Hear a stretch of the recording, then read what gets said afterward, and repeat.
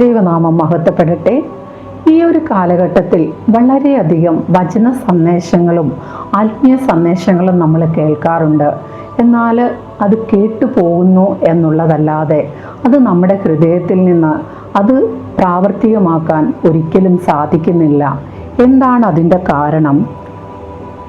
ഈ വചന സന്ദേശങ്ങളും ആത്മീയ സന്ദേശങ്ങളുമൊക്കെ സംഗ്രഹിച്ച് വെക്കുക ഹൃദയത്തിലാണ്.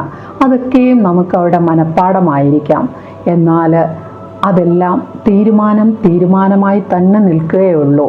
നന്നായിട്ട് പഠിക്കണം, നന്നായിട്ട് ജോലി ചെയ്യണം, നല്ല ഉത്തരവാദിത്തങ്ങൾ ഉണ്ടാകണം എന്നൊക്കെ നമ്മൾ ആഗ്രഹിക്കുന്നുണ്ട്.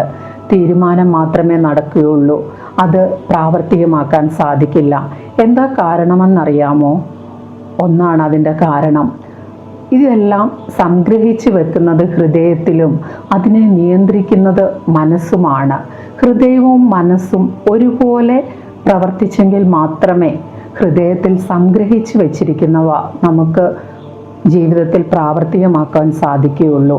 അതിന് ദൈവത്തിൻ്റെ കൃപ വളരെയധികം ആവശ്യമാണ്.